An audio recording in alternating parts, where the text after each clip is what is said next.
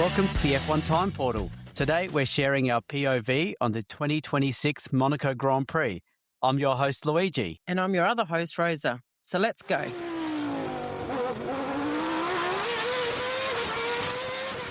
We also have to introduce Andrew today. Hello, Andrew. Welcome. Hi, guys. Thanks for having me back.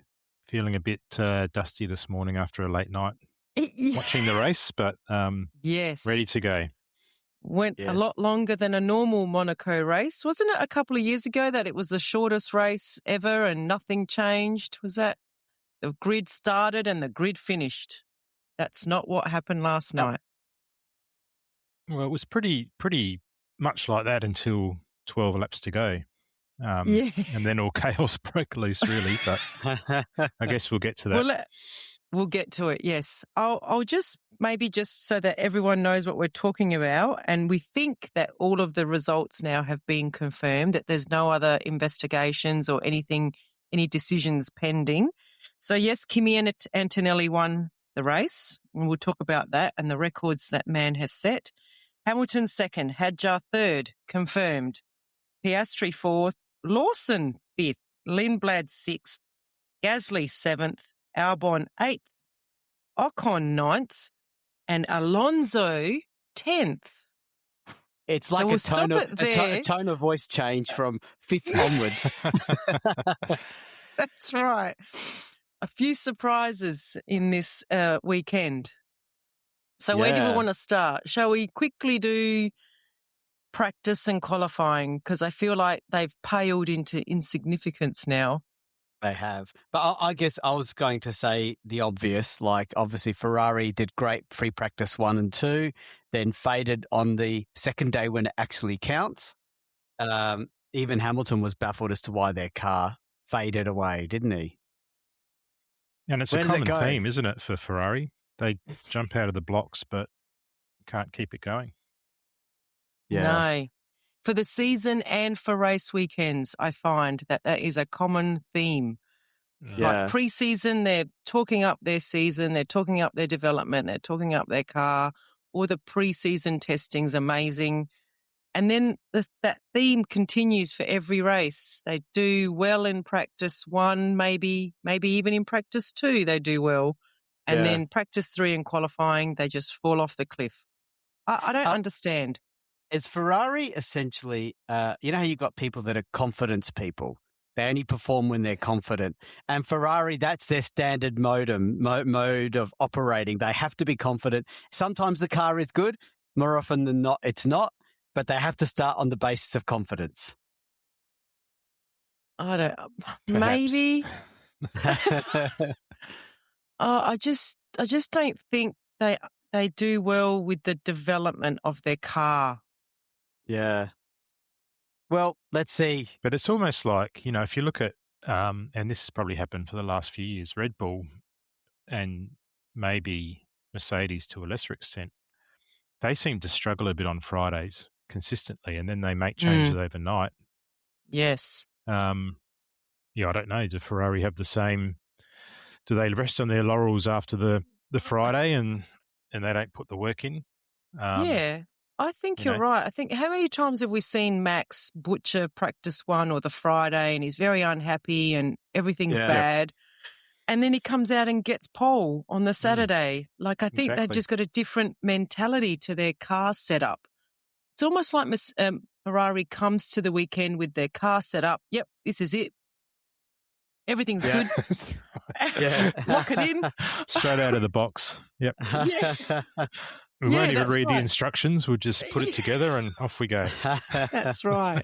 Well, it's interesting. I'm going to jump to something that goes to the very end of the race, but it's interesting that Leclerc, after this race, said he's going to adopt Hamilton's setup now.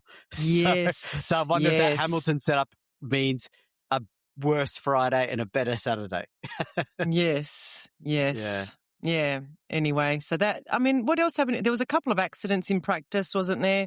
Yeah. There was a Behrman and a few went of the off. rookies. So Hadjar, Behrman, Alonso, he had a.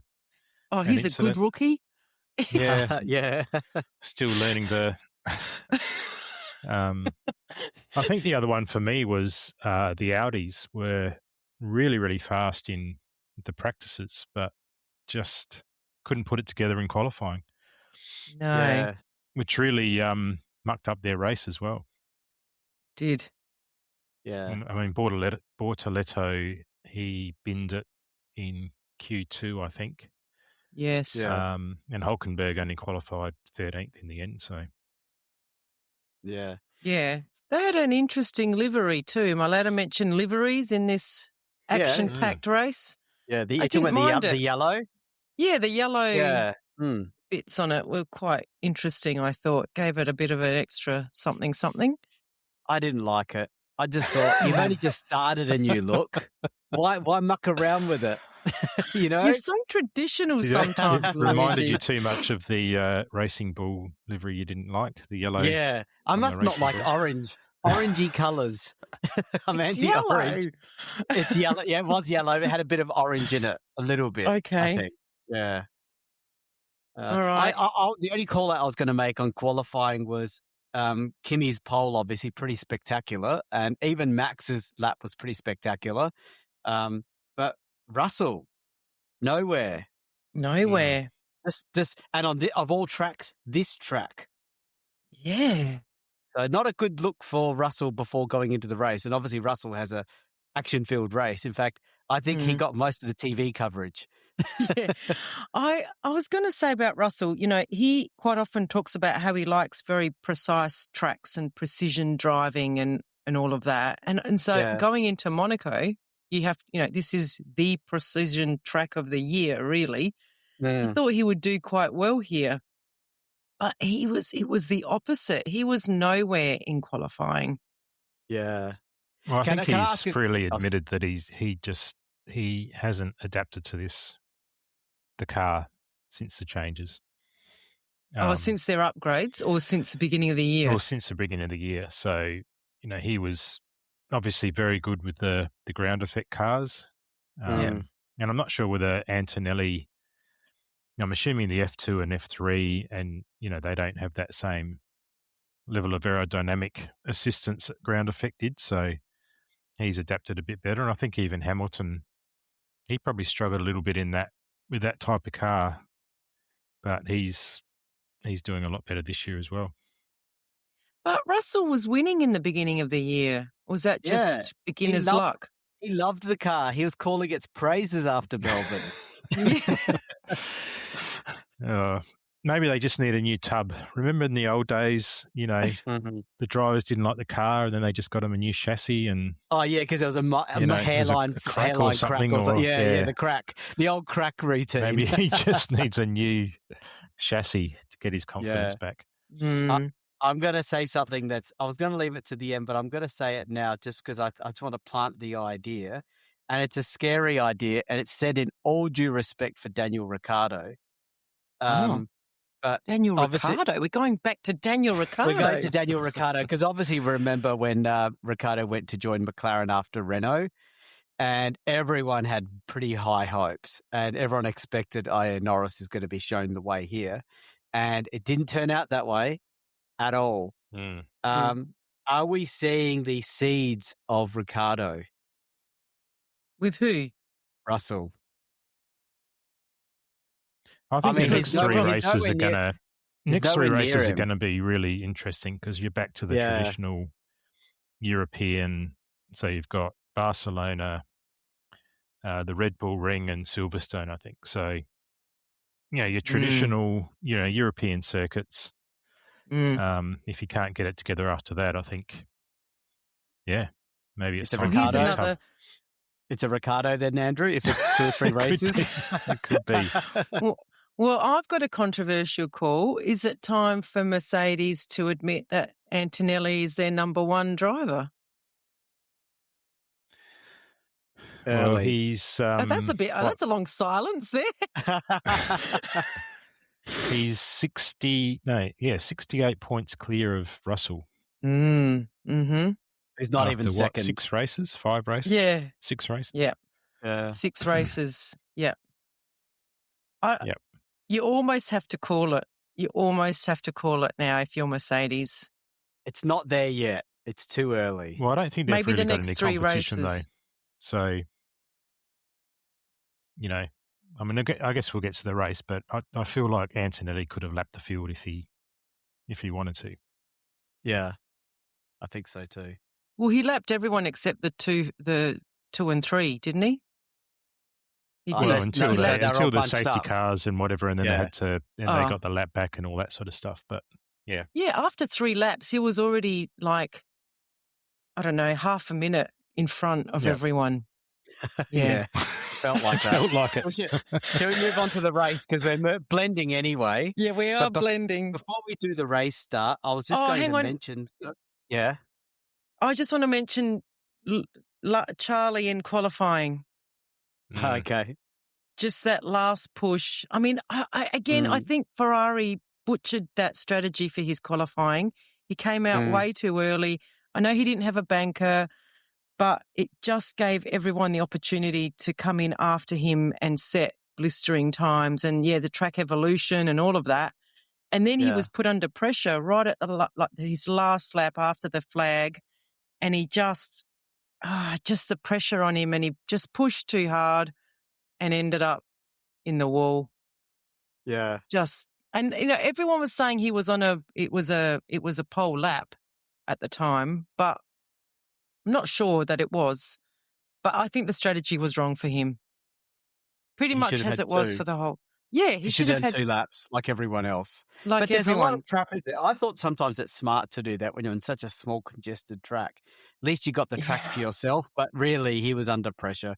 But he's always under pressure at this track. I know. He's like the hometown guy. They've got the posters up of him. Everywhere he looks, it's Charles this, Charles that. So some people thrive under that sort of pressure, and I think he's one of those drivers that maybe does not. Well, he's just signed his life away to Ferrari, so he better get used to thriving under that kind of pressure.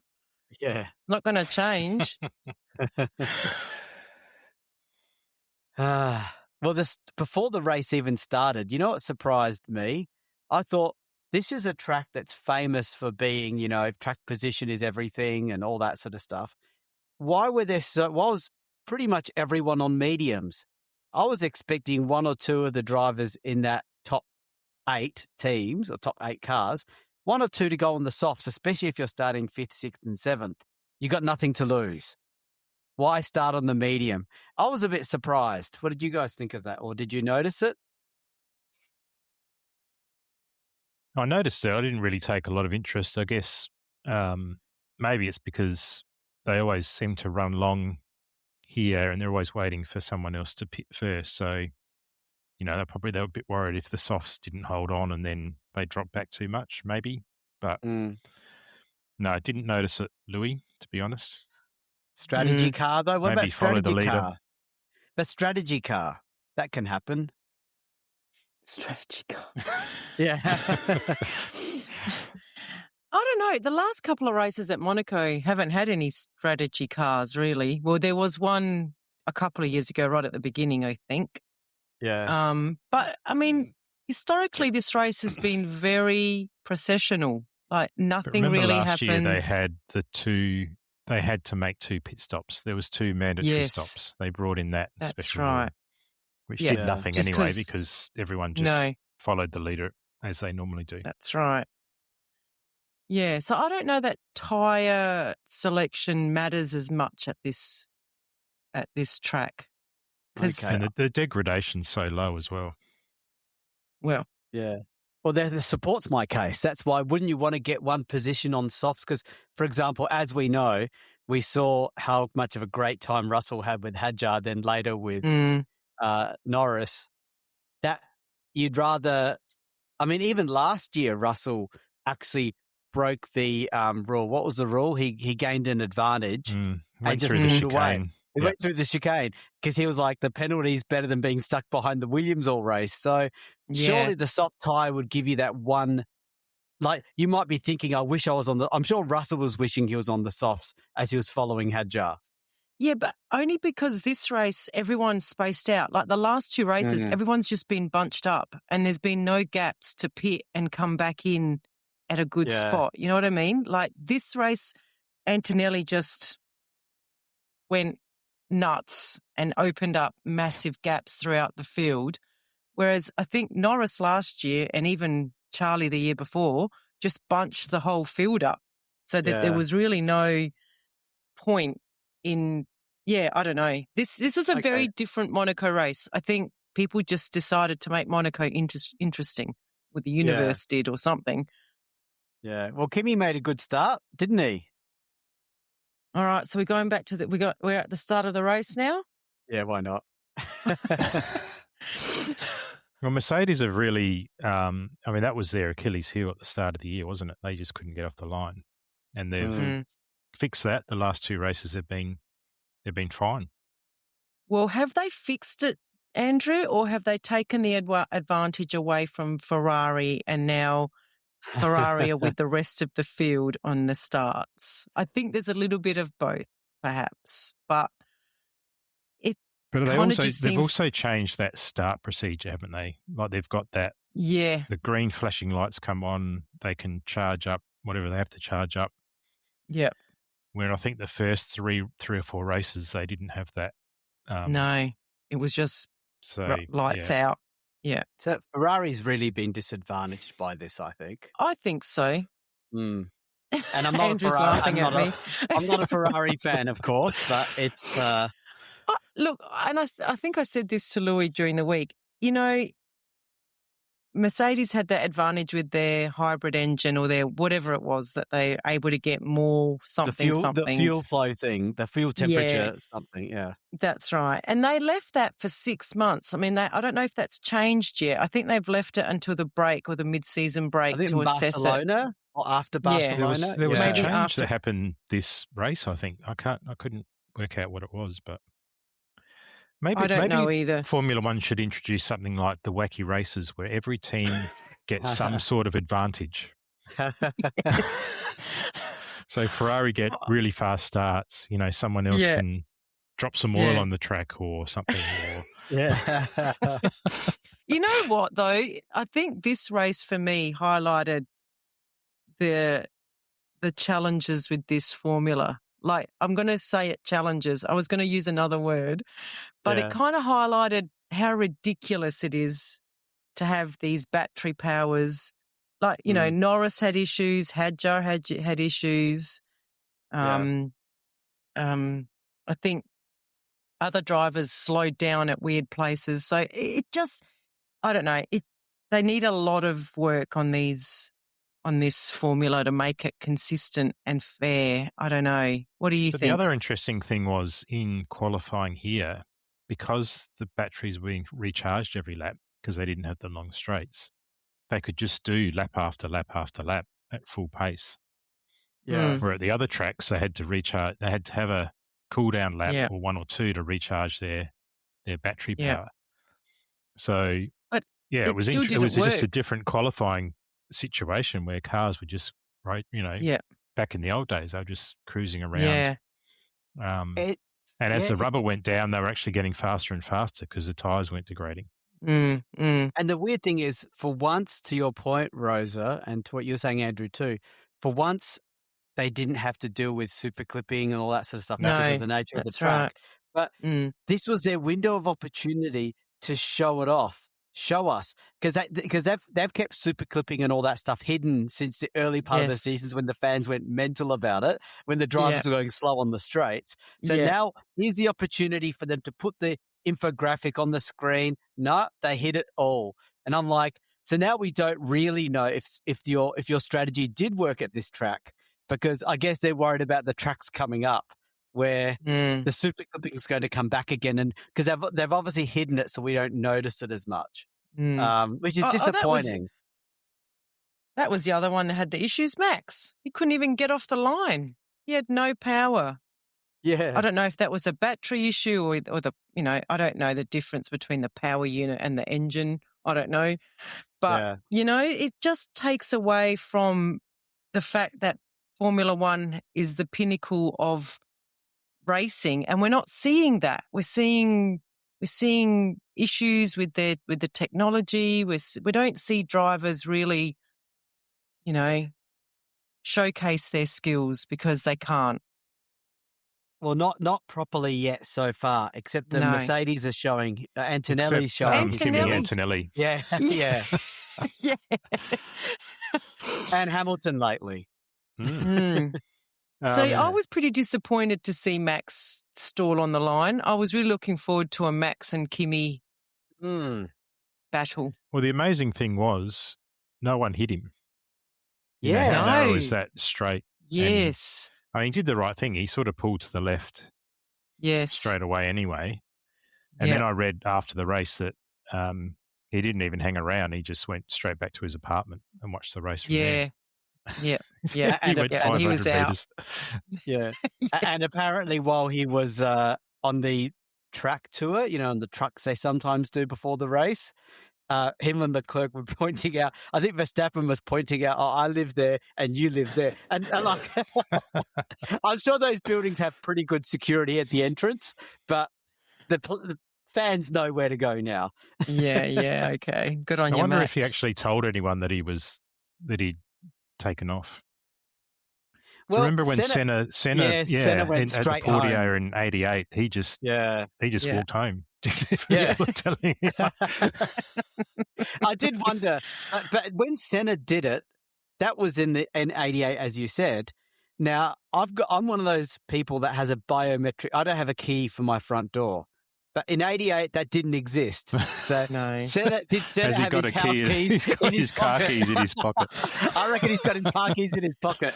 No, come on. It would have been under the doormat or in the rock thing. No, it's Monaco, so it would have been a gold statue or something. point. Yeah, that's right. Exactly.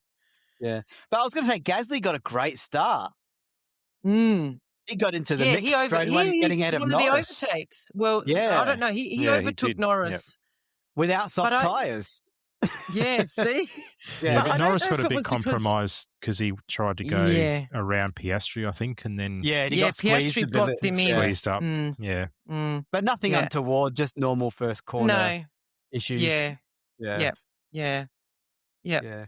Now, I've got something interesting to... Any comments about the start? Because my next comment's about lap 17, but any thoughts about the start there?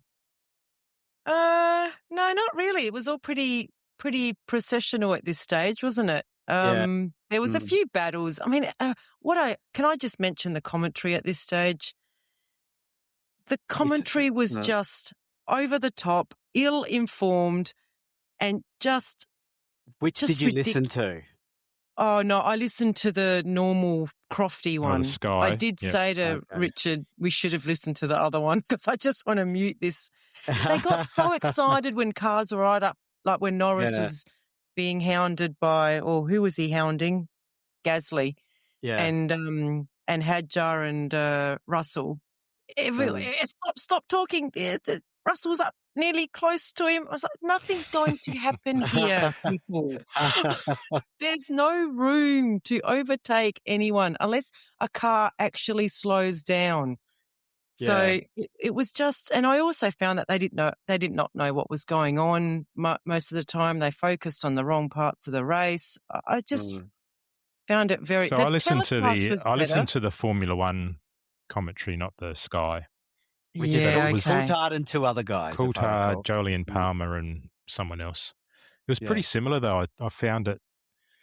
Yeah, I'm not sure, but interestingly, on the Australian feed on Foxtel, there was about 4 separate channels, so you could actually go onto a live tracking map, a live timing, and then just an in-car feed as well. And I actually found myself watching that because there was no commentary at all, and it was really good.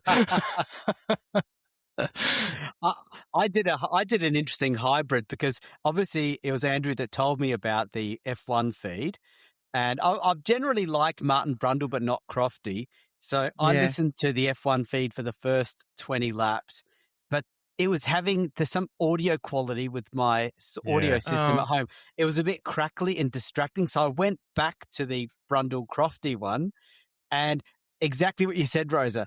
Crofty was screaming about something. I was like, but this is normal driving. What's going on? Like, I looked up in surprise. And I was like, for the previous 20 laps, I had normal commentary and then I had hyperactive commentary. But now, Andrew, you've mentioned these other ones. I might expand my repertoire. So thank you for the only other advice. thing I'd say, though, was because I did flick back to because they did have some audio issues on the F1. So I did flick back to the Sky one.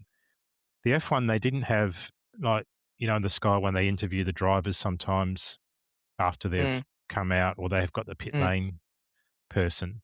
They didn't have that on the F1 one, so it was sort of lacking a little bit in that respect. Yeah. Okay. So there was some advantages to the Sky, but just the over-the-top nature of it turns me off. Yeah.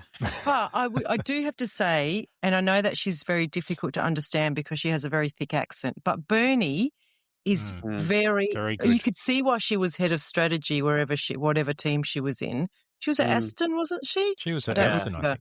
And they've gone backwards since she left. Yeah. She is really clever when it comes to race strategy. I think she called out the Hamilton-Leclerc switch that needed to happen before a safety car, and then a safety car comes and then it's done.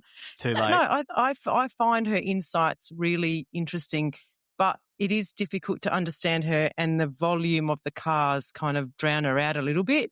Yeah. But I do enjoy her insights. So I have to shout Bernie out because, I think she says some really good stuff. Yeah. Cool. No, agreed. So here's my unusual side comment. On lap 17, something special happened. Well, nothing really special happened, but it triggered a special idea.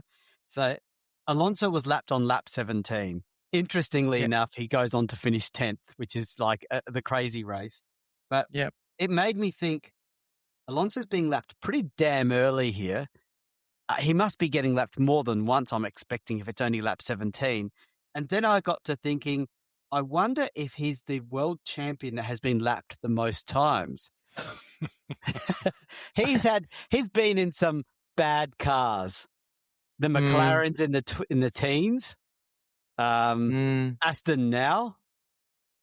He's been in some bad Renaults. He was in that McLaren with the Honda, wasn't he? Yeah, when he compared it to driving a Formula 2 car. Yeah, GP2. Yeah. GP2. So which Formula 1 driver that's been a world champion has been lapped more than Alonso? And I could only think of two people off the top of my head.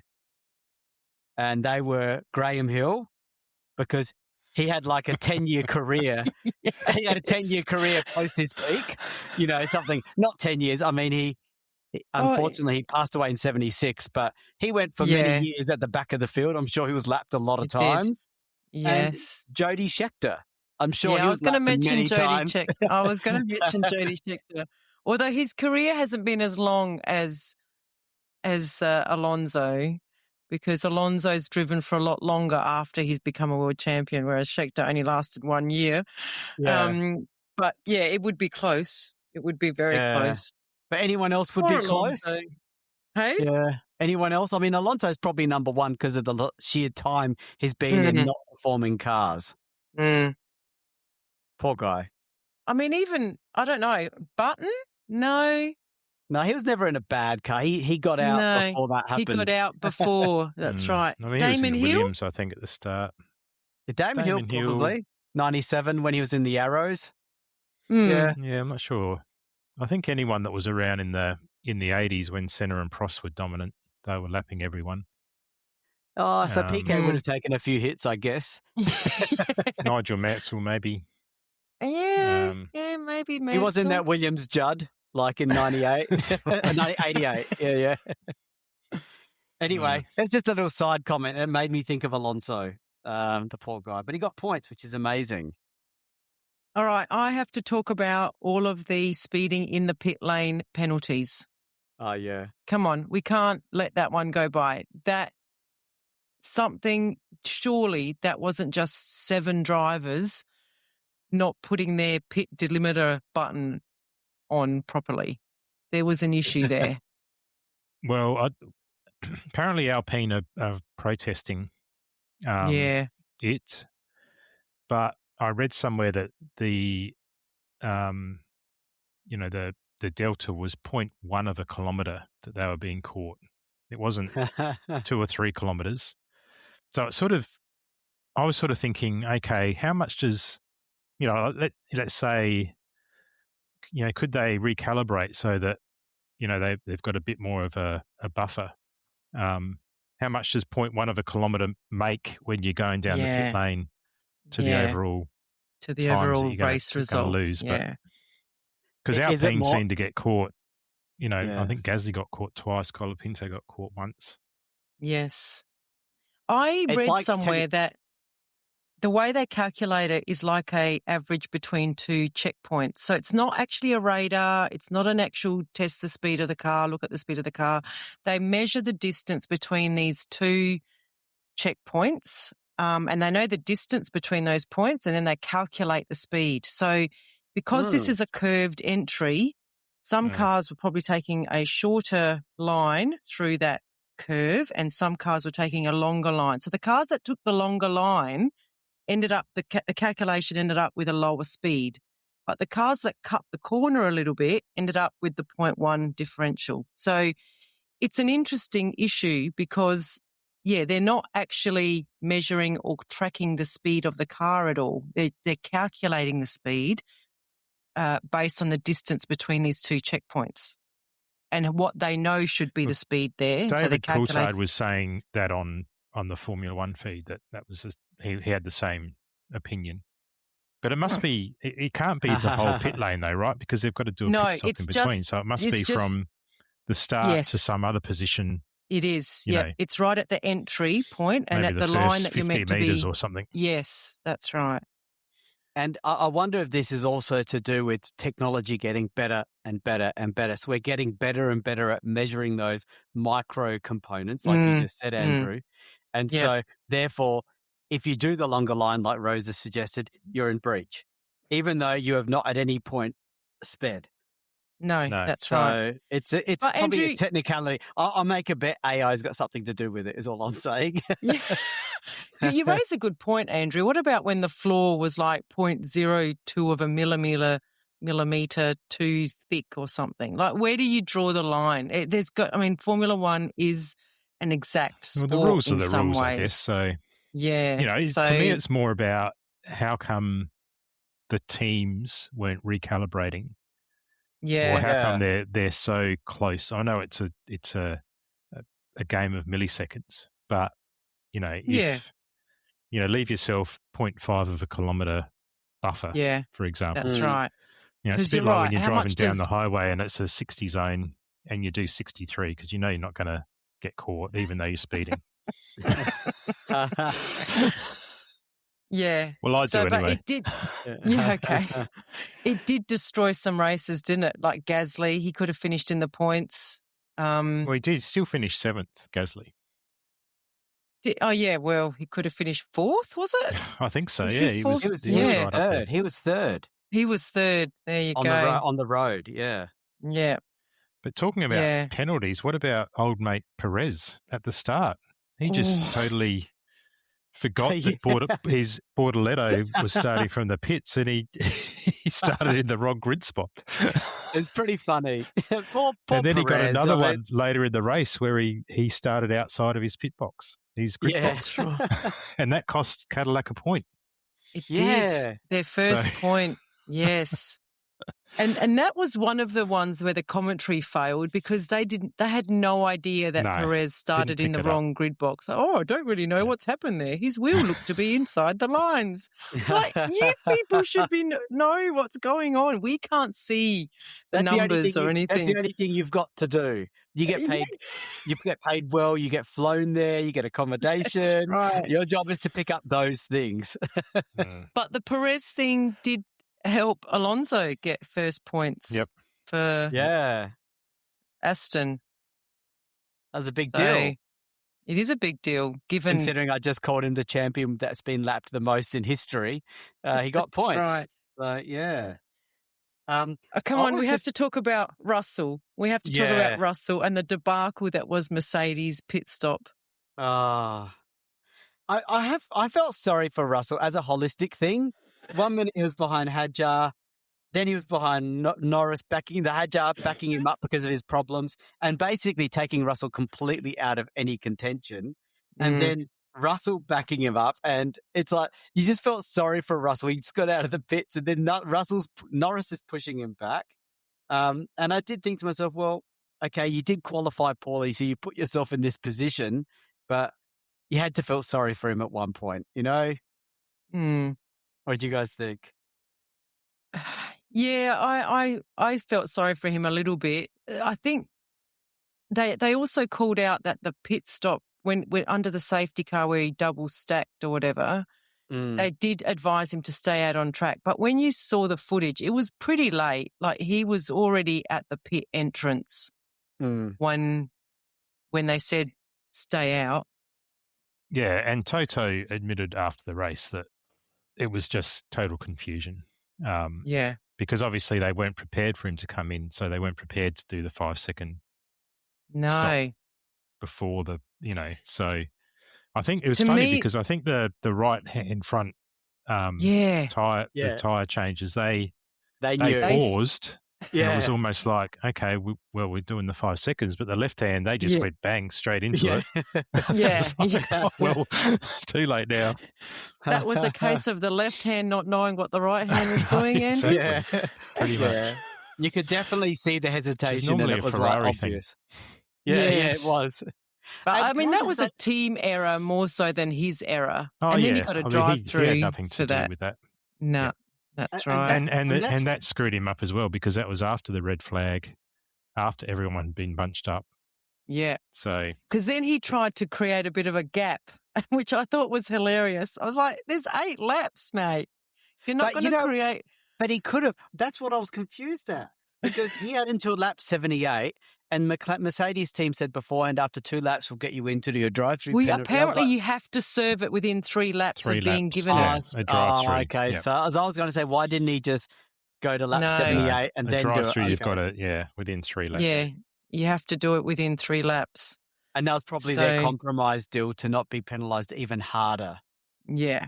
So it was funny, though, because he did start backing up the field. And I'm there, why? And that caused the science accident, really. Yeah, pretty much. Because everyone was bunched up around that, whatever that corner's called, I can't remember. The hairpin, The hairpin, yes. And he was like a... So should Russell be penalised for unsafe driving because he caused that domino effect? Because he did. He did. But if you're going to penalise him, you've got to penalise both Williams drivers for the shenanigans that were happening. I mean, that was the main interest in the first 50 laps was just them trying to manipulate. Yeah. And, so, I mean, it was just, it was almost comical the way that they were holding each of the other cars up.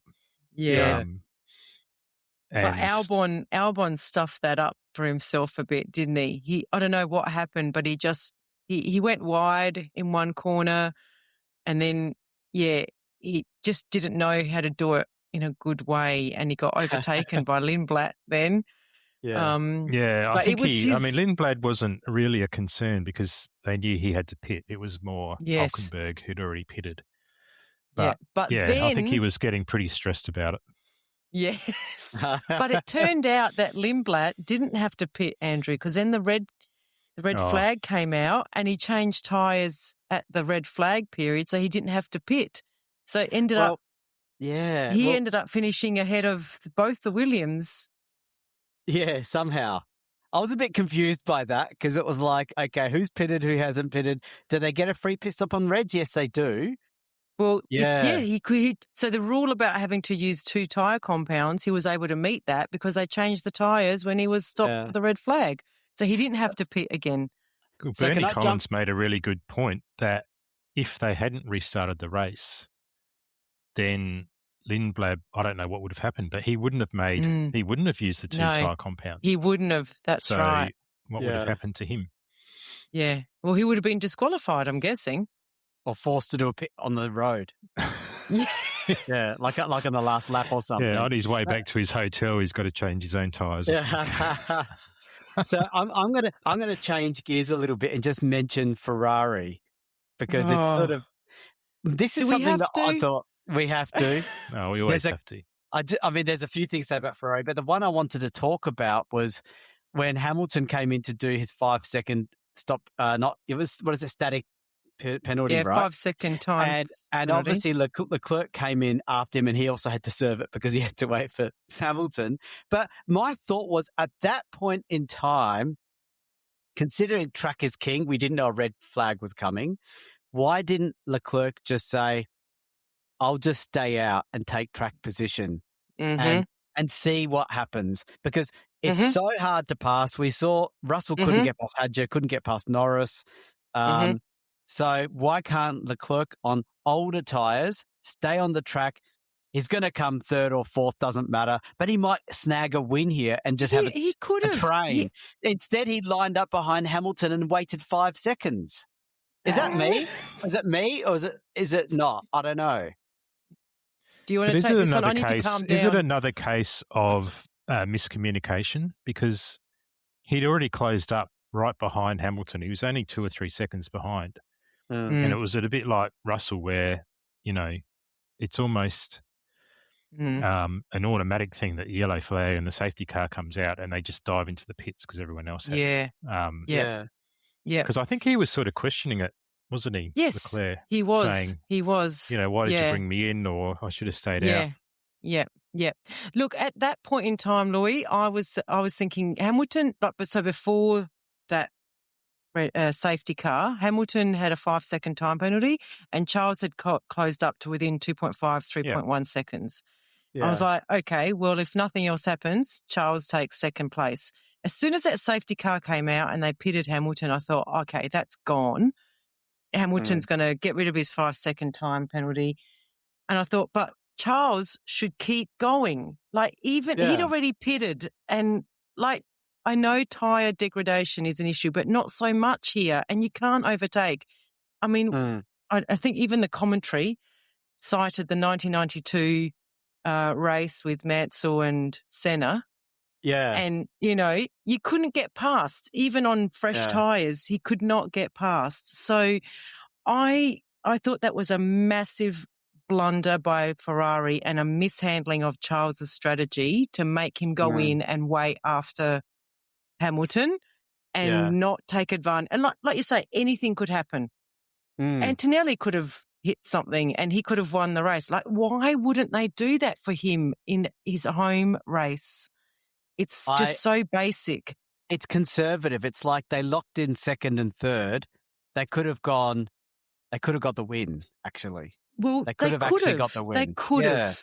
We don't know, but Antonelli was that far in front, though, that he was able to make the pit stop and he still had enough of a pit stop gap. Yeah.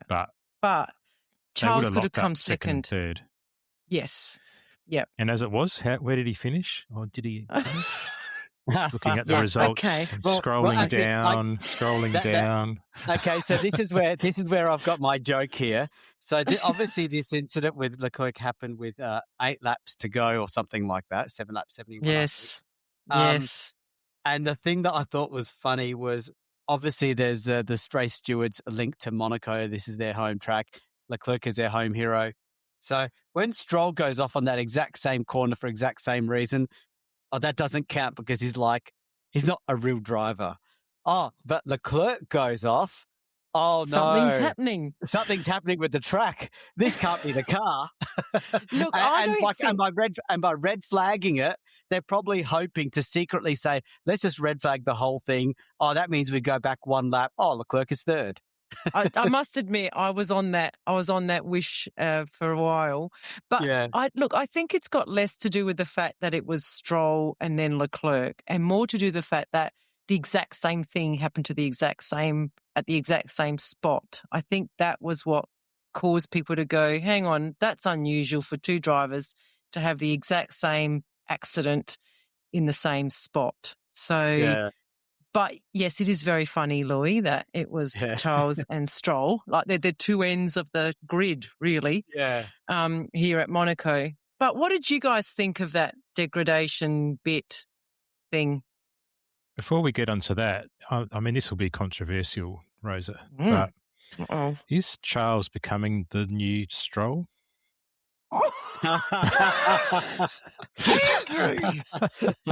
what? You Just have with the never amount said of anything incidents and so accidents he's happening. Like I think he crashed triggering in to me Miami. in the time that I have known you. He's crashed in Monaco. Yeah. You know, he's He's going Oh. through a phase. I think he's going through a phase. Like Hamilton went through that in 2012. Remember, he kept hitting Massa all the time. Oh, and then Albon, I think in like 20 when Albon was in the Red Bull. Yeah, Red Bull, Hamilton and yeah. He hit Um, everything. I'd I like don't to know. I think think that it was that's not. interesting, but Stroll, he felt like it was because he was having trouble with his power deployment. I Brakes. think, whereas he said brakes Leclerc's as well. was more about the brakes. Brakes, yeah. Look, but, I felt, I don't know, the vision was pretty conclusive to me that they picked up pieces of asphalt on their on that tyre, and then that tyre just skidded, like it had no grip whatsoever. And if you're trying to turn the car and brake at that point and that tyre is just going straight, I can see that look, both drivers were given a save face moment and tried and you know, both drivers were given it's a track issue, and both of them didn't take it. Now, I wonder whether that's political because Monaco is on the nose of quite a few Formula One fans, you know, about the race and what kind of spectacle it actually really is. So, and Charles would never say anything derogatory about the Monaco track. And Lance, I don't know if he knows where he is most of the time, that guy. But I suppose, the thing is that there's 20 cars, 18 cars circulating, and the track was probably breaking up 20, 30 laps before. So that's 600 times or something they're going past, and only 2. Yeah. Unlucky. But having said that, I've never, I've been watching Formula One for, like you guys, 40 years. Never seen incidents at that corner. No, same. Ever. Yeah. I mean, I can't recall one, at La Rascasse you have cars going off but that last turn, they always seem to get around. Well, they resurfaced it. They resurfaced that section of it, and that was a section that was breaking up. It looked very fresh. Yeah, absolutely. I was surprised. I mean, Brundle was going on about, they just should, tell the drivers and they have to avoid it and the race continues. I found that a little bit tone deaf, I guess, in this era of Formula One around safety. But yeah, when they have roadworks on a road and they get, the guys out in the truck and they put the cones out and stuff like that. And then they got the 25K zones. They probably should have done that. That would have been. Well, I was going to say we have to give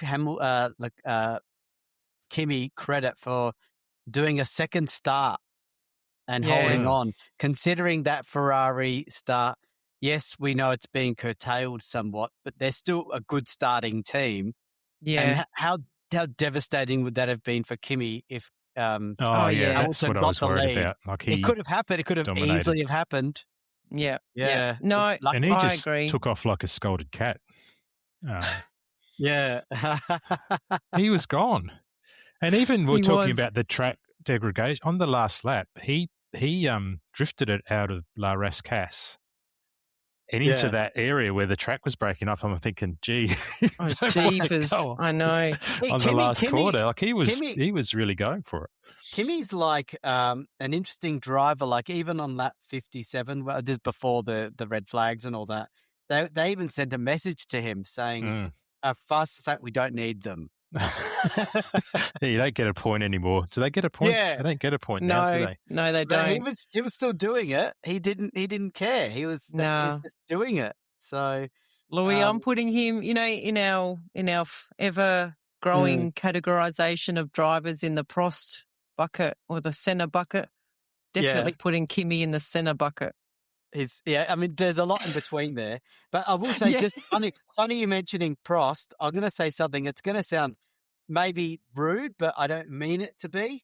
But I'm a Prost fan, and I've heard That's Prost rude. many a time. No, Well, Hadjar sounds a bit like Prost when he speaks. Yeah, because he's French. Unlike, no, but not all French drivers. He must be from the same area that Alain Prost is from. You can tell the dialect is different because Gasly sounds different. Ocon sounds different.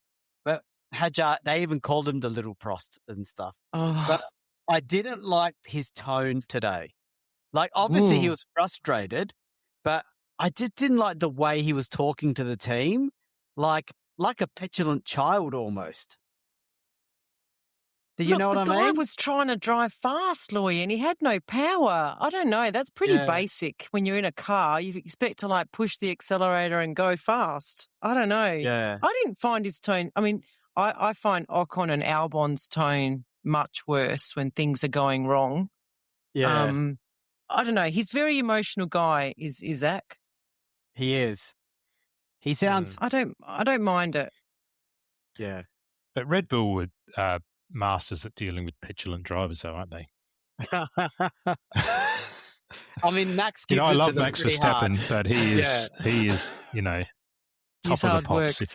You know what I think it is? I think it's because Max, when he says something is wrong with the car, it's just factual, a few swear words, and done. Yeah. Whereas Isaac, he's got tone. And elevation that goes with it, and that irritates me. But I love the fact as well that if we talk about that the swearing has come back. Yeah, a few years ago they were banning drivers for swearing over the radio, and now it's back in with a vogue. Vengeance. Yes. Yeah, it's cool to swear now. All right. Well, can we talk about Kimi's records? What is he's now won 5 races in a row, the first driver to do that since Ascari. And Max. Yeah. Or really? Yeah, more recently? He won like 8, was it 18 or something? I don't remember. In a season? Yeah. That was 2023, the magic year. Oh, yeah, of course. Yes, I can't remember. Yeah. I've blocked that one out of my mind. Yeah. Yeah. So an amazing feat, though. Even Hamilton hasn't got 5 in a row. So it's a pretty special record that he's achieved. Is it too early to say he's won the championship? I think the next 3 races are going to. Yeah, as I said, like the next 3 races, traditional European circuits, if he wins the next 3, you could always say he's the best ever. Wow. Such a big... If he wins the next 3, I mean, that's definitely the championship's over, right? Like he could just... Yeah, well, who's going to challenge him? Like, I don't know that Ferrari... Hamilton's second Russell now. will be totally demoralised. And the others, I just don't think they've got the pace really.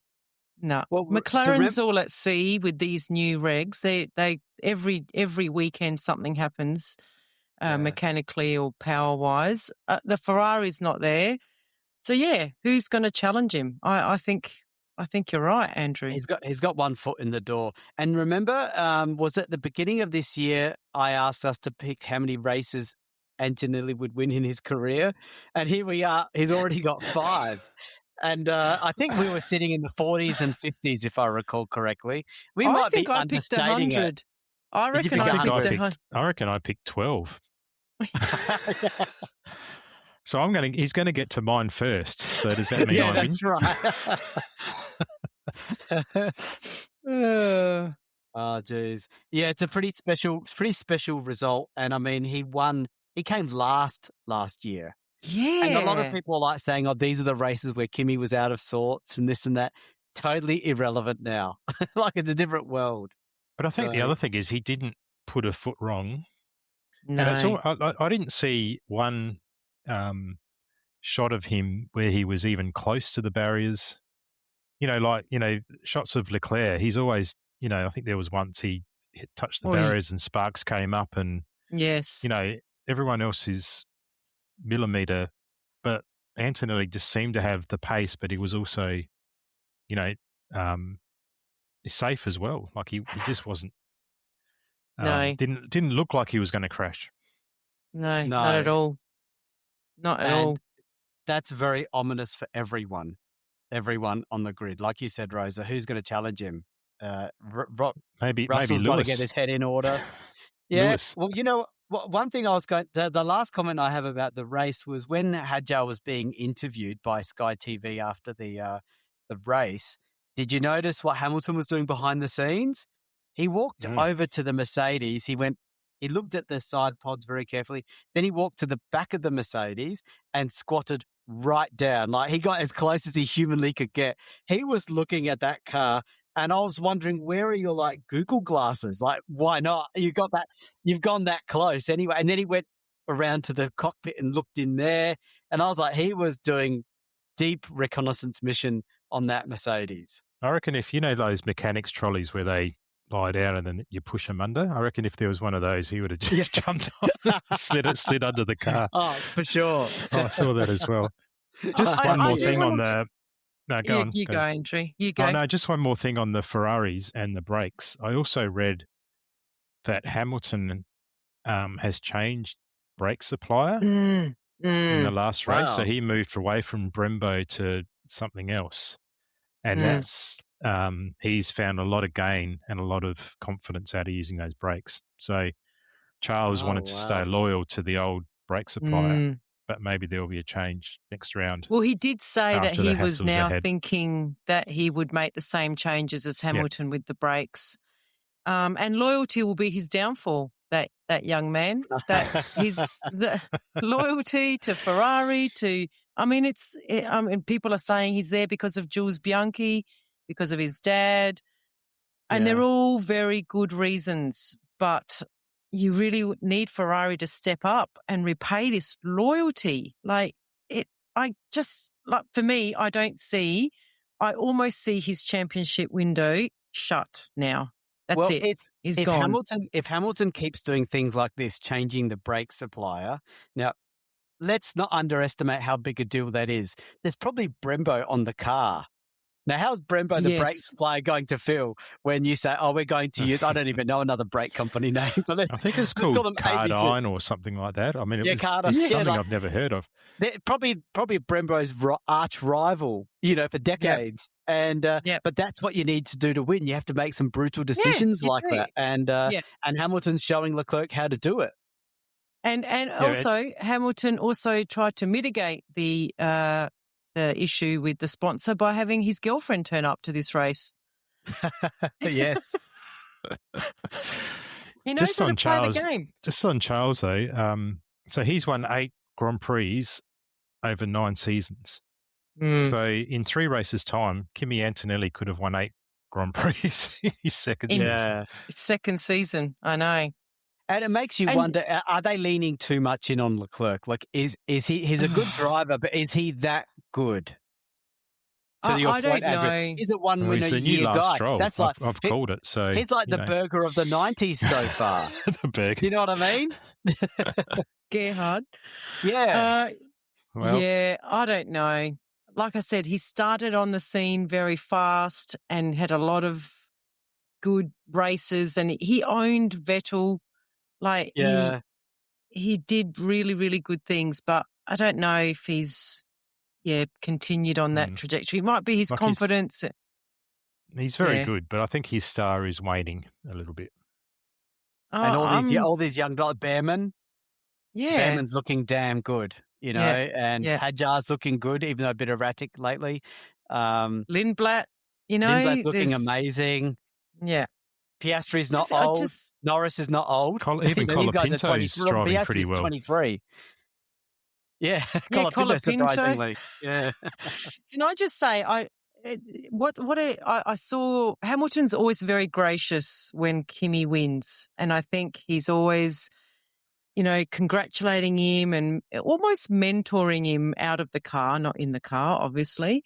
I think I kind of waver between, that's a really, really strong sense of, I don't know, I think he's very gracious and he's very generous with his praise of Kimi. But then part of me thinks, is he just playing the game? Is he just, because he must feel like he's stepped out of a championship winning car into a non-championship winning car. And there's this 19-year-old now taking the wins that he could have been having. So for him to not think about it in that way. I think it's really classy of him. I think that's where I land. He's mainly. a pretty ethical guy. He's even He's known got a lot of integrity. him and Leclerc are known for being clean drivers as a general rule. Even on the track, they're like that. Yeah, yeah. Whereas, when Norris, I compare that to Norris when Piastri won his first race. Norris didn't even congratulate him on the podium. There was no kind of... Well, he screwed it over, if I recall correctly. Was that the Hungarian race? Yes. Where he played games? Oh, geez. Yeah. That's right. So, I just find that that's a really gracious winner and a gracious loser as well. So I just want to call that out because it's good for Kimi to have someone like Hamilton really enjoy his wins. I think it means a lot. Yeah. I wonder if Hamilton's going to become his team manager. A driver manager, not driver manager. Because, I mean, Kimi probably would look up to him and, you've been there, done that. Hamilton will open all the doors anyway. 8-time world champion. The Hamilton's 8th one more coming likely for to have Ferrari. a career in television, isn't he? Like, at home with the Kardashians, starring Lewis Hamilton. Probably more money in Do that they still than have there that is. TV show? I don't know. I have no idea. Yeah. Keeping up with the Kardashians, wasn't it? Might be keeping up with the Hamiltons. It might be time to keep up with the rest of this episode and wrap it up, I think, Rosa. It's getting into a dark area. Well, I have to admit that was one of the most eventful Monaco Grand Prix that I've seen of late. Probably not with the best results and not for the right reasons either, but I'm really glad that Kimi won it. Yeah. And like you said when you read out the results, from 5th to 10th was pretty special. So, those drivers are all partying. So there's a lot of partying going on at the except for Russell Camp and the Max Camp. The one thing they've got in common now is how they feel right now, both of them. Maybe Russell a lot worse, I think, than Max. Yeah. All right. So what is the next race? When's the next race? Barcelona. Yeah. Next weekend. Right. Okay. A track that you've been to, Andrew. So you should join us the next one and give us some insights. Yeah, absolutely. And it's a great viewing track. So I think the super clipping will be back because it's quite a long front straight. But we'll see. And a much longer run to the first corner. So we'll see how the starts go at that track. See if Ferrari can regain their ascendancy in that area. Yep. Till then. All right. See you, everyone. Bye.